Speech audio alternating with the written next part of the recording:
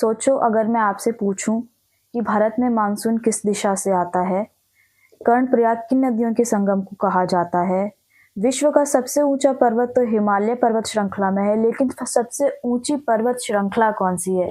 और इन सब के आंसर आपको एक ही वीडियो में मिल जाएं तो कैसा लगेगा आपको?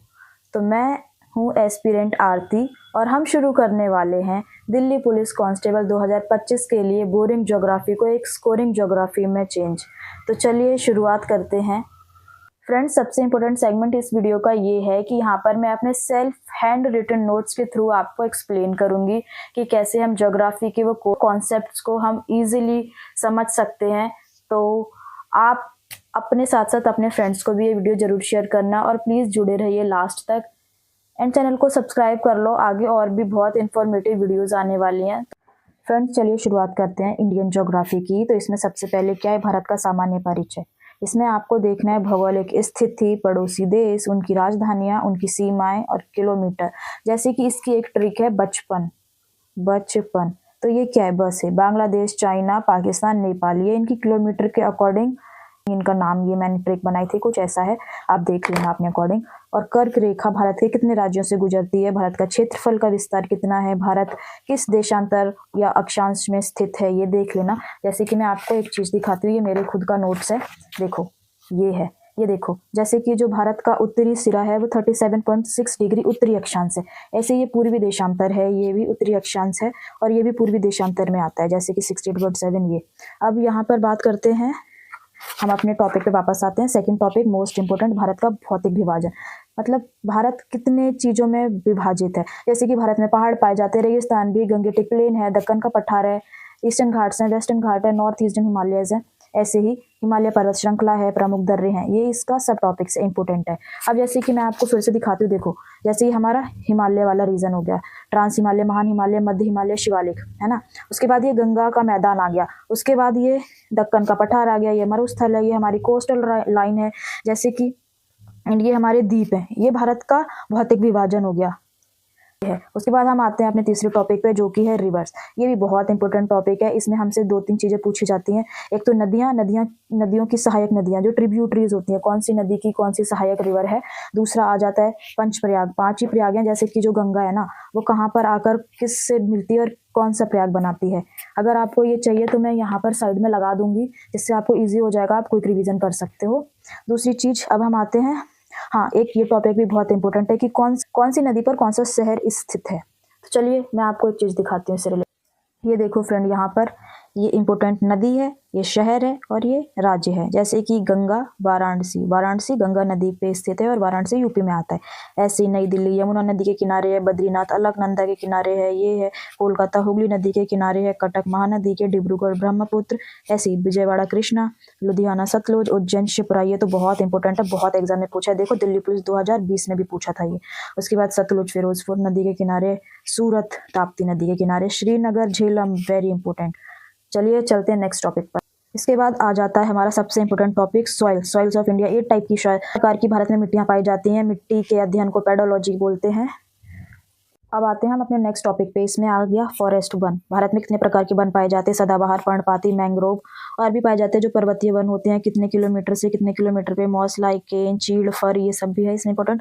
इसके बाद एग्रीकल्चर, उसके बाद फसल 2-3 तरह की होती है, रबी, खरीफ, जायद। उसके बाद हरित क्रांति, सबसे इंपॉर्टेंट टॉपिक, आपको पता है इससे तो अभी भी जो एग्जाम्स हो चुके हैं उससे कितने सारे क्वेश्चन पूछ रहे हैं। हरित क्रांति भारत में कब आई, इसका जनक कौन था, वर्ल्ड में इसको कहाँ पर किसने स्टैब्लिश किया, भारत में हरित क्रांति से क्या लाभ हुए, और इसका ईयर भी देख लेना। मेनली इसने किन फसलों को ज़्यादा महत्व दिया कि इस। तो आ गए हम ग्रीन रेवोल्यूशन पे, हरित क्रांति। भारत में हरित क्रांति का जन्म डॉक्टर MS स्वामीनाथन को कहा जाता है। 2024 में भारत रत्न मिला इनको, मरणोपरांत मिला है। भारत में सबसे ज़्यादा क्रांति का प्रभाव कहाँ हुआ था, पंजाब, हरियाणा और वेस्टर्न यूपी में हुआ है। भारत में हरित क्रांति किस वर्ष में शुरुआत हुई, 1967-68 में। देखो SSC GD ने 2023 में पूछा है। विश्व में हरित क्रांति का जन्म नॉर्मन बोरलॉग को कहा जाता है। ये फ्रेंड्स ना मैक्सिको के थे। हरित क्रांति शब्द का सर्वप्रथम विलियम S गॉड ने दिया था। हरित क्रांति भारत में सबसे ज़्यादा फसल, जो मैं बोल रही थी, देखो गेहूं और चावल की फसल को सबसे ज़्यादा प्रभावित किया। एक इसके साथ ही बहुत इंपॉर्टेंट टॉपिक आता है, विभिन्न प्रकार की कृषि विधियां। जैसे कि फ्रेंड्स ये देखो, कौन सी विधि है उससे किस फसल का उत्पादन होता है। जैसे रेशम कीट उत्पादन सेरीकल्चर, मधुमक्खी एपीकल्चर, पिसीकल्चर मछली विटीकल्चर, अंगूर की खेती फ्लोरी, फूलों की वर्मी केचुए की पोमीकल्चर, फलों की हॉर्टिकल्चर बागवानी, ओलेरीकल्चर सब्जी, एरोपोनिक्स हवा, हाइड्रोपोनिक जल में पौधे। एंड ये भी बहुत इंपॉर्टेंट है, विभिन्न कृषि क्रांतियाँ। ओके, इसके बाद आ जाते हैं हम अपने दूसरे टॉपिक पे। इसके बाद खनिज, कोयला, लोहा, तांबा, पेट्रोल, इन सब का जो टॉप प्रोड्यूसर स्टेट है और सबसे ज़्यादा भंडारण कहाँ पर है, ये है इनका। ठीक है, इसके बाद मिसलिनियस टॉपिक आ जाता है जिसमें हम national park, wild life sanctuary, biosphere reserves ये करते हैं। अगर आपको चलो नेशनल पार्क भी एक बार दिखा देती हूँ, ईजिली क्विक रिविजन हो जाएगा आपका। फ्रेंड्स ये देखो, ये भारत के नेशनल पार्क्स हैं, आप देख लो, इनको पढ़ लेना क्योंकि बहुत सारे हैं, ऐसे सबका नाम लूँगी तो वीडियो बहुत लंबा हो जाएगा। यहाँ में आप टॉपिक आता है सबसे इम्पोर्टेंट सेंसस, ये भी आप पढ़ लेना, ज़्यादा बड़ा टॉपिक नहीं है, मुश्किल से 10-15 मिनट का है, हर रोज रिवीजन कर लो जब तक आपका पेपर नहीं हो जाता, क्योंकि इससे जरूर क्वेश्चन आ ही रहे हैं। तो अब शुरुआत करते हैं वर्ल्ड ज्योग्राफी के साथ। इसमें सबसे ज़्यादा इंपॉर्टेंट है एस्ट्रोनॉमी वाला पार्ट, जैसे सौर मंडल। इसमें ग्रहों के नाम, इनकी विशेषताएं, जैसे कि सांझ का तारा किसे कहते हैं, सबसे चमकीला ग्रह कौन सा है, पृथ्वी को नीला ग्रह क्यों कहते हैं, सूर्य से ग्रहों की दूरी, उनके आकार का क्रम, इसके अनुसार ग्रहों का नाम भी आपको याद कर लेना है। सबसे बड़ा कौन सा है, सबसे छोटा कौन सा है, पृथ्वी सूर्य से सबसे पास कौन सा है, पृथ्वी से पहले कौन है, पृथ्वी से दूर कौन है, कितने दिन में कौन सा सूरज का चक्कर लगाता है। उसके बाद आते हैं सेकंड टॉपिक पे, जो है हमारा भौतिक भूगोल। इसमें महाद्वीप, महासागर, इनके बारे में, इनकी क्रम श्रृंखलाएं कि कौन सा बड़ा महाद्वीप है, भारत कितने नंबर पे आता है। उसके बाद महासागर भी, 5 ही तो महासागर हैं, इनको भी याद कर लेना। फिर आती है पर्वत श्रृंखलाएं, उनकी हाईएस्ट पीक, जैसे कि विश्व की सबसे लंबी पर्वत श्रृंखला कौन सा है, इसका आप जरूर कमेंट सेक्शन में रिप्लाई देना। और इनकी हाईएस्ट पीक कौन सी है, जैसे कि अगर हम बात करें एंडीज़ की हाईएस्ट पीक कौन सी है, रॉकीज़ की हाईएस्ट पीक कौन सी है, जैसे हमें पता है ना एवरेस्ट है, तो वो हिमालय की हाईएस्ट पीक है। ऐसे घास के मैदान चलो दूसरे टॉपिक पे आ जाते हैं अब मरुस्थल, डेजर्ट, सहारा, गोबी, अटाकामा, ये सबसे गर्म मरुस्थल। ये कौन सा मरुस्थल किस देश में है, उनका नाम याद करना है। अब मैपिंग बहुत इंपॉर्टेंट होती है वर्ल्ड ज्योग्राफी में, तभी आपको ज्योग्राफी बहुत इजी और समझ में आती है।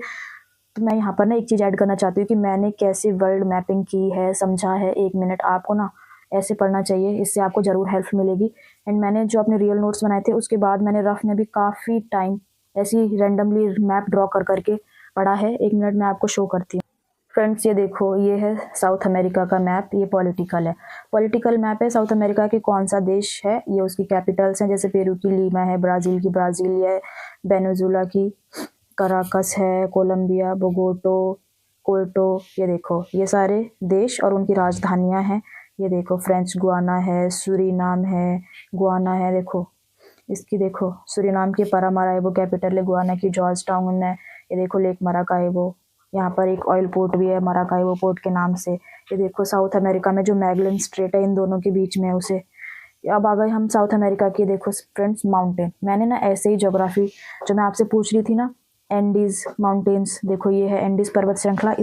ये वर्ल्ड लॉन्गेस्ट फोल्ड माउंटेन है, 7 देशों में विस्तारित है, जो साउथ अमेरिका के 7 देशों में फैली हुई है।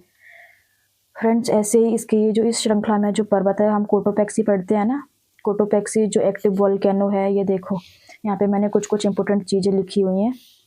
ऐसे ही हमने यहाँ पर देखो साउथ अमेरिका में हम ग्रासलैंड्स तो पढ़ते हैं, जैसे कि लानोज है, देखो वेनेजुला में है, काटिंगा है, सैराडोज है, कंपोज है, पंपास है। ये देखो शीतोष्ण घास, जो मैं कह रही थी ना आपको कोल्ड और वार्म, वैसे शीतोष्ण घास के मैदान है। ठीक है, यहाँ पर देखो लेक टिटिकाका है, ये टेम्परेट घास के मैदान है जिन्हें हम यहाँ पर हम आगे देखो जो साउथ अमेरिका की डेजर्ट्स हैं, ये है। तो मैं ना वर्ल्ड ज्योग्राफी को ऐसे पढ़ती हूँ। ये देखो मेरा अफ्रीका का है, इसको मैंने, ये अफ्रीका का पॉलिटिकल मैप है, ऐसे मैंने रैंडमली बना लिया, खुद से ड्रॉ कर लिया और उनकी कैपिटल लिख ली। यहाँ पर ये अफ्रीका की सारी लेक्स हैं, ये देखो यहाँ पर अफ्रीका लिखा हुआ है, ये लेक्स हैं। देखो यहाँ पर मैंने अफ्रीका में जितनी भी लेक्स हैं वो कौन से देशों में है, जैसे वोल्टा लेक घाना में है, करीवा लेक जिम्बाब्वे और जाम्बिया। देखो मैंने ट्रिक भी Z1 Z2 ऐसे कुछ ट्रिक है। देखो मलावी, नाइसा, ये भी लेक्स हैं, है ना। ये देखो फ्रेंड्स अफ्रीका के ग्रासलैंड्स हैं। ये देखो ये अफ्रीका की रिवर्स हैं। ये देखो 0 डिग्री को कॉन्गो रिवर 2 बार काटती है। ये देखो ऑरेंज रिवर है, यहाँ पर सारी नदियाँ हैं, उन पर कौन सा डैम है। यहाँ पर हम आ जाते हैं, देखो जो सहारा डेजर्ट है उसके बारे में है, ये मैंने ऐसे पढ़ा हुआ है। ये देखो ये नॉर्थ अमेरिका है। ये देखो फ्रेंड्स, ये नॉर्थ अमेरिका का मैप है, ऐसे पड़ा हुआ है। फ्रेंड्स, जो मैं आपको बोल रही थी ना कि मैं रफली मैप ड्रॉ करती रहती हूँ, जैसे ही मेरे को फ्री टाइम मिलता है या फिर मुझे कुछ पढ़ने का मन नहीं कर रहा होता है तो मैं रैंडमली बना लेती हूँ और मैं खुद से लिखती रहती हूँ। ये देखो, ये ऑस्ट्रेलिया का है ना। ये देखो अफ्रीका का है, मैंने ये बनाया हुआ है। ये देखो नॉर्थ अमेरिका का है। मैं ऐसे ही करती हूँ और मैं सब कुछ ड्रॉ करती रहती हूँ। होप आपको थोड़ी सी इससे हेल्प मिली होगी। चलो आते हैं हम अपने अपने टॉपिक पर। इसके बाद हम आते हैं थर्ड। ये मैपिंग का इतना लंबा चौड़ा सेगमेंट हो गया, कोई बात नहीं, आपको जरूर इससे हेल्प होगी। ये भूमध्य रेखा, कर्क रेखा, मकर रेखा, इनसे कितने देशों से ये गुजरती हैं, कौन कौन सी डेट लाइन किधर से गुजरती है। लेक्स, रिवर्स, जैसे हम वर्ल्ड लेवल की लेक, सबसे लंबी लेक कौन सी है, सबसे डीपेस्ट लेक कौन सी है। नॉर्थ अमेरिका की कुछ जो 5 फिंगर लेक्स हैं उनको, जैसे कि वो है ना, उसकी एक ट्रिक है, मैं आपको बताती हूँ। जैसे कि सुपर मिशन है ENT, मैंने कुछ ऐसे याद किया, तो सुपर मिशन है ENT, ऐसा कुछ करके एक ट्रिक है। तो सुपर से हो गया सुपीरियर, मिशी से हो गया मिशिगन लेक, है ना, पूरा नहीं लिख रही, टाइम लगेगा। सुपीरियर मिशिगन, है से हो गया ह्यूरॉन, ऐसे है ना एक लेक। ई से हो गया ईरी, अंटी से हो गया Ontario. Sorry for the bad writing, कोई बात नहीं, एक ट्रिक थी, आप इससे डेफिनेटली हेल्प होगी आपको। बस आगे जलडमरू मध्य, मुझे नहीं लगता है इसमें पूछेगा, ये मैंने पढ़ा था, पर आप पढ़ लेना अगर आपको लगे तो। जैसे कि कौन सी 2 जल संधियां किन सागरों को मिलाती हैं, किन देशों को अलग करती हैं, ऐसे है। अगर मैं आपको इसका एग्जाम्पल दूं तो 1 मिनट रुको आप। फ्रेंड्स, ये देखो, ये स्ट्रेट, जैसे बेरिंग स्ट्रेट है, ये देखो एशिया और नॉर्थ अमेरिका को अलग करती है, लेकिन हाँ, एशिया और नॉर्थ अमेरिका को अलग करती है। एशिया के रशिया को, नॉर्थ अमेरिका के अलास्का को अलग करती है, लेकिन कनेक्ट किसको करती है, आर्कटिक सागर को पैसिफिक सागर से जोड़ती है, और आर्कटिक सागर में भी ईस्ट साइबेरियन सी को बेरिंग सी से जोड़ती है। तो ये है, ऐसे ही हम आ जाते हैं, देखो ये जैसे कारा स्ट्रेट है, ऐसे ये सब है। तो ये एक आपको एग्जाम्पल दिया, आप ऐसे पढ़ना चाहो तो पढ़ सकते हो। उसके बाद आ जाते हैं हम अपने नेक्स्ट टॉपिक पे, तो है ज्वालामुखी, वॉल्केनो। जैसे कोटोपैक्सी हो गया, चिम्बराजो हो गया, माउंट मेरापी हो गया, एंड सिनाबोंग, ये सब जो है ना। और एक हेली गुब्बी ज्वालामुखी है, ये अभी इथियोपिया में 12,000 सालों बाद फटा है। ये करंट का क्वेश्चन है, तो आप जरूर इसके बारे में पढ़ लेना। उसके बाद चट्टाने हो गई, आग्नेय अवसादी कायांतरित, ये है, ये तो आप स्किप कर सकते हो, मुझे नहीं लगता इतना इंपॉर्टेंट है, इसमें आएगा। बाकी ये था हमारा वर्ल्ड ज्योग्राफी, ये था इंडियन ज्योग्राफी। अगर आपको इसमें कुछ भी, अगर गलती से मैंने कुछ गलत बोल दिया, उसके लिए माफ़ी चाहती हूँ। मैंने अपनी तरफ से पूरी कोशिश की है बहुत वास्ट सिलेबस को बहुत क्रिस्प तरीके से बनाने की। फ्रेंड, अगर आप कंसिस्टेंसी के साथ पढ़ोगे तो ज्योग्राफी बोरिंग नहीं, स्कोरिंग सब्जेक्ट बन जाएगा। और अगर आपको किसी और टॉपिक पर भी ऐसी ही वीडियो चाहिए हो तो प्लीज़ कमेंट सेक्शन में ज़रूर बोलना। फ्रेंड्स, अगर आपको ये ज्योग्राफी की मेरे द्वारा बनाई गई वीडियो थोड़ी सी भी हेल्पफुल लगी हो तो प्लीज़ चैनल को सब्सक्राइब करना एंड अपने फ्रेंड के साथ शेयर करना। ज्योग्राफी इतना बोरिंग भी नहीं है, कंसिस्टेंसी के साथ पढ़ोगे तो बहुत स्कोरिंग है, बहुत एग्जाम्स में बहुत अच्छे अच्छे क्वेश्चंस आते हैं। इस एंड सबसे एंड नोट ये है कि घबराना नहीं है, बहुत अच्छे से पढ़ना है। इस साल सिलेक्शन तो पक्का है ही, बस अपने आप में पॉजिटिव रहना है, पैनिक नहीं होना है। सबसे ज़्यादा जो एग्ज़ाम हॉल में कंसिस्टेंट माइंड को एकदम नॉर्मल रखता है ना, वही अच्छा गेम खेलता है। बस आप लोगों से यही प्रार्थना करती हूँ कि आप लोग अच्छे से पढ़ो, अपना एग्ज़ाम क्वालिफाई करो। And thank you so much for watching this video again. मिलते हैं एक नई वीडियो में, तब तक पढ़ते रहो, बस एग्ज़ाम बहुत अच्छे से देना, पैनिक नहीं होना है। शुक्रिया।